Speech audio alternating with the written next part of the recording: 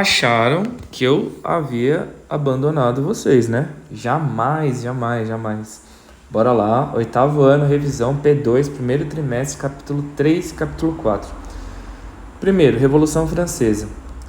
Então, a França, em séculos anteriores, vivia uma opressão gigantesca. A França era dividida em camadas sociais, tipo igual ao Brasil, classe alta, classe média, classe baixa. Só que lá eles chamavam de estados. O primeiro estado era a igreja, o segundo era a nobreza e o terceiro estado era a população comum. A população comum ela representava cerca de 90% das camadas populares, das pessoas, enfim, da sociedade francesa, 90%. E esse terceiro estado pagava impostos altíssimos para poder manter a qualidade de vida exorbitante de ostentação do primeiro estado e do segundo estado. E a população, ela queria que as coisas, a forma de política na França fosse alterada. Que eles queriam um representante popular que atendesse às necessidades da população. A população estava passando fome, com extrema miséria e ainda tendo que pagar taxas altíssimas de impostos. Então eles queriam uma votação. No caso, o primeiro e o segundo estado propôs uma votação por estado. Então, automaticamente, 2-1, ganharam. A população queria uma votação por pessoas, para que os 90% pudessem ser representados. O primeiro estado e o segundo estado não aderiu a essa petição. E, no caso, a população foi para as ruas, fizeram uma manifestação popular, invadiram a Bastilha, que é uma prisão, libertaram os prisioneiros, pegaram as armas e tomaram o poder da França como um todo. Esse período foi conhecido como Revolução Francesa, quando a população tomou o controle do território francês. Só que a Revolução Francesa, ela não durou muito tempo. Esse governo democrático para as pessoas, em prol das pessoas, para as pessoas, não durou muito tempo. Por quê? Teve um evento histórico chamado de Golpe de 18 Brumário. A população, depois da Revolução Francesa, ela meio que ficou dividida, sabe? Existiam as pessoas um pouquinho mais burguesas, que representavam os girondinos. Existiam as pessoas mais povão, sabe? Que representavam os jacobinos. Eles não pensavam de uma forma igual. E a população dividida, é óbvio que abriu espaço para que um terceiro representante dominasse toda a França. Então, esse evento histórico é chamado de Golpe de 18 Brumário, quando o imperador Napoleão Bonaparte ele acaba tomando o controle de toda a França. E Napoleão Bonaparte ele vai ter um pouquinho ali do apoio dos girondinos, sabe? Aqueles burgueses. Então, Napoleão Bonaparte ele acaba favorecendo ali algumas leis, algumas regras, algumas organizações sociais que favorecem esses burgueses. Então ele vai ter apoio dos burgueses. Napoleão Bonaparte ele era militar, ele não fazia parte da família real, ou seja, Napoleão Bonaparte não fazia parte de um trono hereditário passado de pai para filho, e ele quebra toda essa forma de governo absoluto, passado de pai para filho, absolutismo, certo? Então vamos lá, já entenderam o que é o golpe de 18 Brumário, que é o mais importante. O golpe de 18 Brumário é o mais importante. Não precisa gravar o que é a Revolução Francesa, é só para você entender o contexto. Golpe de 18 Brumário foi um momento histórico onde Napoleão Bonaparte, que não fazia parte da família real, ele acaba dando um golpe de Estado militar, toma o controle da França, acaba com a democracia e acaba instalando ali uma ditadura que favorecia os girondinos, que é aquela camada de burgueses da França. Próximo tópico, governo externo. Então esse daqui é tudo a política interna de Napoleão Bonaparte. Na França, você já sabe como foi, que eu já acabei de explicar. Governo externo, o que Napoleão Bonaparte fez além do território francês? Então o seu governo externo ele foi marcado por uma expansão territorial. Napoleão Bonaparte ele foi um dos maiores imperadores que já pisaram nessa terra. Por quê? Ele dominou a França, ele foi dominando vários territórios vizinhos à França. Ele tinha território A, que tinha, 10 porções de terra. Ele acabou reduzindo para só 6, 4 ele pegou para ele. Tinha países que ele pegou e dividiu ao meio o país. Então ele fez várias alterações, ele expandiu seu território para toda a Europa, dominou a Europa todinha, ele expandiu seu território para a Ásia, para a África e até também para o continente americano. Então, Napoleão Bonaparte, ele foi um dominador global. Esse daqui foi o marco do império dele, de expansão.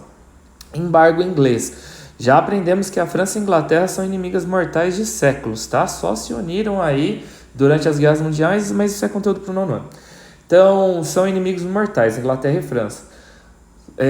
Napoleão Bonaparte, ele acaba fazendo um embargo com a Inglaterra. O que é um embargo? É tipo assim, sabe aquela amizade que você tem, que você acaba brigando com o coleguinha? Aí você briga com o coleguinha, daí automaticamente, se os outros coleguinhas falarem com aquele coleguinha que você tá brigado, você automaticamente fica com raiva daqueles coleguinhas que estão falando com o coleguinha que você brigou. Então isso é um embargo, simples. A Inglaterra, Revolução Industrial, já aprendemos, era o único país a fornecer produtos industrializados não só para a Europa, mas para o mundo todo. Então, no caso, Napoleão Bonaparte, ele bloqueou a economia da Inglaterra. Ninguém poderia comprar nada, e a Inglaterra não poderia vender nada para ninguém. Então, a Inglaterra não comprava nada de ninguém e a Inglaterra não vendia nada para ninguém. Estava proibida por conta dessa briga que existe entre França e Inglaterra. Isso é chamado de embargo econômico. Porém, Napoleão Bonaparte agora vai ter que dar conta de todo o produto industrial. Os europeus falaram, beleza, não é para comercializar com a Inglaterra, mas você vai dar conta de realizar indústrias e fornecer produtos industriais, comerciais para toda a Europa? Napoleão Bonaparte falou, deixa comigo, pode deixar que eu dou conta, vai estar on. Então, agora você já entendeu o embargo inglês, certo? Colonização brasileira. Napoleão Bonaparte, que nem eu falei, ele dominou toda a Europa, dominou o território espanhol. Da Espanha para Portugal é um pulo, é tipo assim, você sai de São Paulo para o Rio de Janeiro, é um pulo, é pertinho, certo? Então Napoleão Bonaparte já tinha dominado a Espanha, daí os espanhóis falaram para Dom João lá de Portugal, foge, dá fuga, vaza, porque dominaram a Espanha. Para dominar em Portugal vai ser rapidão. Então no caso o rei de Portugal, ele foge para o Brasil. E ele vai ter o apoio também da Inglaterra. Os ingleses falaram, sai daí, sai, vaza, ele vai dominar Portugal também, dominou a Espanha, que é 7 vezes maior que Portugal.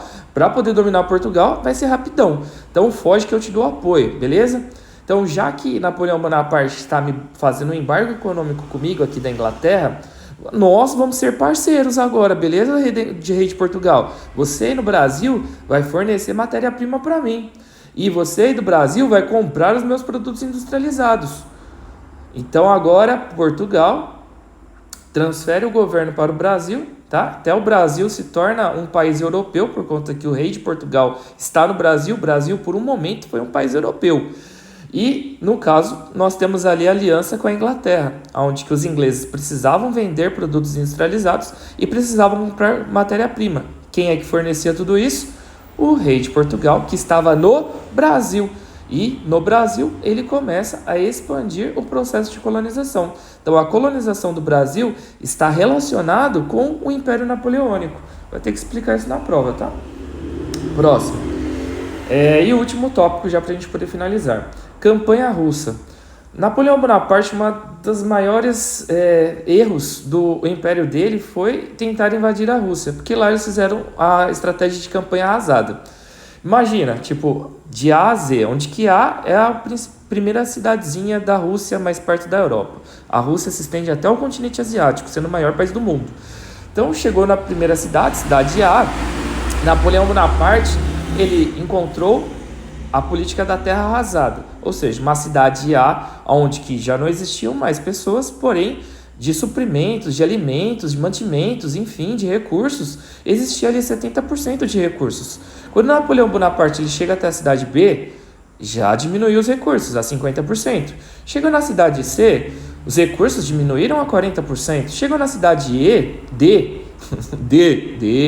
Chegou na cidade D, os recursos estavam em 30%. Chegou na cidade E, os recursos reduziram a 10%. Só que com um detalhe, quanto mais ele avançava as cidades, mais a temperatura ia baixando. Para você ter noção, na Sibéria, ao norte da Rússia, faz cerca de menos 50 graus. Menos 50 graus. Tem a cidade mais fria do mundo, Yakutsk, fica lá na Rússia, na Sibéria, numa região da Sibéria. Região é como a região norte, sul, igual o Brasil, tem regiões. Então a região da Sibéria faz menos 50 graus em Yakutsk, cidade mais fria do mundo. Então Napoleão Bonaparte chegou até a cidade e ele acabou encontrando dois obstáculos. Primeiro, ele não tinha mais mantimentos, então ficou difícil para poder voltar, porque iam morrer de fome ao voltar.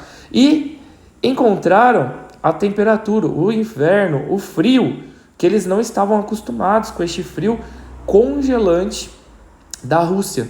Então, o exército russo conseguiu dominar, tá? Matar vários dos soldados da França, e Napoleão Bonaparte ele tem ali sua primeira queda. Por Napoleão Bonaparte, então, ele tem a sua primeira derrota lá na Rússia. Napoleão Bonaparte ele acaba sendo capturado e ele é exilado a uma ilha da Itália.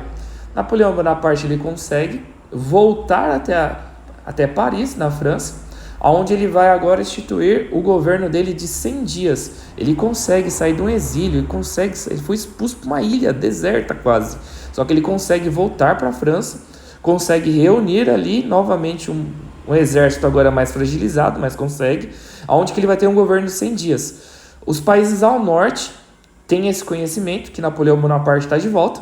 Os países ao norte da França se reúnem seus exércitos, batalham contra Napoleão Bonaparte e vence Napoleão Bonaparte. Então Napoleão Bonaparte ele tem a sua segunda derrota. Agora ele é exilado para uma ilha do Caribe, tá? Expulsam ele. Napoleão Bonaparte é enviado via Sedex, tá? Vamos mandar ele longe agora. Foi lá para o Caribe. E lá no Caribe ele não conseguiu voltar. Então ele morreu de velhice lá no Caribe. E assim acabou o governo de Napoleão Bonaparte. Agora, independência dos Estados Unidos, tá? Vira chavinha agora, capítulo 4. Independência dos Estados Unidos. Lá nos Estados Unidos nós aprendemos que tanto nos Estados Unidos quanto na França foi a colonização anglo-saxônica, onde que foi realizada ali principalmente pela Inglaterra, onde eles fizeram uma colonização de povoamento. O que é colonização de povoamento? Os ingleses de classe média e baixa, tá, com a Inglaterra falida, foram tentar uma vida melhor nos Estados Unidos, e lá eles acharam recursos naturais, utilizavam todos os recursos para poder desenvolver o próprio país. Então isso é colonização de povoamento, diferente do que fizeram Portugal aqui no Brasil. Os portugueses vieram aqui para o Brasil, acharam recursos e todos os recursos eram enviados de volta para Portugal. Isso é uma colonização de exploração. Lá nos Estados Unidos, a colonização ela ficava limitada na parte leste, direita, ficava na parte leste dos Estados Unidos, a colonização. E os ingleses nos Estados Unidos, eles eram divididos em famílias, que eram chamados de colônias. Então existiam as 13 famílias, ou seja, 13 colônias. Então existiam as colônias ao norte e as colônias ao sul. As colônias ao norte pensavam diferente das colônias ao sul, mas você não vai precisar explicar sobre tudo isso. Vamos focar aqui o que acontecia principalmente nas colônias ao sul, que é o comércio triangular. O que é o comércio triangular? Que você vai ter que explicar na prova e nós já estudamos. Então o comércio triangular é por conta que a área comercial ela se expandia geograficamente em um formato de um triângulo. Por quê? As colônias estadunidenses compravam o açúcar do Caribe, que está ao sul. Esse açúcar ele voltava para os Estados Unidos, onde eles produziam o rum, tá? Produziam rum, cachaça, bebida de pirata. Esse rum ele era comercializado com o continente africano. Eles trocavam rum por escravos. E esses escravos eram vendidos para a América Latina. Então, geograficamente, essa rota comercial ela faz um triângulo, por isso que é chamado de comércio triangular. Próximo tópico, marcha para o oeste. Então, você já aprendeu que a colonização ficou na parte leste, direita, leste, direita, leste, direita. Então, a população, agora, os colonizadores dos Estados Unidos, eles estavam expandindo seus territórios para a parte oeste. Então, isso é chamado de marcha para o oeste, tá? Aí nós temos até o Destino Manifesto, que eu até pulei aqui, perdão. Então, nós aprendemos lá, até tinha um anjo guia com a Bíblia, tal, debaixo do braço, estava com os fios enrolados ali na sua mão. Esse fio representava ali, tipo, a expansão de energia, de infraestrutura. Os indígenas acabaram sendo, tipo, ali, massacrados, mutilados, exterminados, um genocídio, tá? Acabaram com os indígenas, enquanto eles iam marchando para o oeste, por conta do destino manifesto, que é acreditar que são uma nação abençoada por Deus, para expandir e explorar outros territórios, acabaram dominando boa parte dos territórios mexicanos, boa parte dos territórios que eram colônias francesas, tudo isso por conta dessa mentalidade, dessa ideologia, desse chamado que eles acreditam que são uma nação abençoada por Deus para expandir seu território, tá? E isso guiados por Deus, destino manifesto. E assim eles acabaram concluindo aquilo que nós estudamos, que é a marcha para o oeste, saindo do território leste e expandindo em povoamento a parte oeste dos Estados Unidos. Próximo tópico, independência. Como que aconteceu a independência dos Estados Unidos? Nós aprendemos que existia uma negligência salutar, onde que a Inglaterra, ela estava vendo, tipo, o comércio acontecendo nos Estados Unidos, tudo e tal, só que eles não ligaram. Deixa esses ingleses nos Estados Unidos tentar a sorte lá. Isso é chamado de negligência salutar. Eles não ligaram para o comércio que acontecia nos Estados Unidos. Só que as guerras que os ingleses travaram, tá, acabou, tipo, prejudicando muito a economia inglesa. Eles, poxa, vamos começar a colocar taxa nesses estadunidenses? Porque eu estou vendo que esse comércio está crescendo e nós estamos endividados. Quem sabe essas taxas podem melhorar a nossa economia. Então esse é o pensamento do rei da Inglaterra. Então acaba a negligência salutar quando começam a ocorrer as leis taxativas. Então os ingleses, o rei da Inglaterra começa a taxar os colonos nos Estados Unidos. Tem a lei do selo. Então toda a carta que saía dos Estados Unidos para poder se comunicar, porque não tinha WhatsApp, tinha que fazer a comunicação para realizar o comércio triangular. Então toda a carta que saía tinha que sair com o selo do rei. Então todo selo era cobrado taxas altíssimas. Tinha os impostos do chá. Chá é algo primordial para os ingleses. Então todo o carregamento de chá começou a ter impostos. Começou a ter impostos no açúcar. Então, para poder produzir o rum, tinha que ter açúcar. Então, para poder ter esse açúcar, começaram a ter impostos no comércio do açúcar. Os estadunidenses, eles pegaram e se reuniram na Filadélfia, onde que eles fizeram 2 congressos.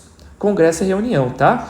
Então, o primeiro congresso da Filadélfia é uma região lá dos Estados Unidos. Então, o primeiro congresso lá nos Estados Unidos foi para tentar resolver as coisas pacificamente com o rei da Inglaterra. Ô, rei da Inglaterra, se eu participar, só coloca as taxas aí, nem me chama para poder, tipo, dar minha opinião, falar, tá muito alta essa taxa, vamos reduzir, tá? Vamos dividir, parcelar em 10 vezes, tal. No Pix tem desconto, 10%, vamos tentar melhorar essa situação. Só que o rei da Inglaterra não quis. Então esse foi o primeiro congresso, tentado resolver de forma democrática, não deu certo.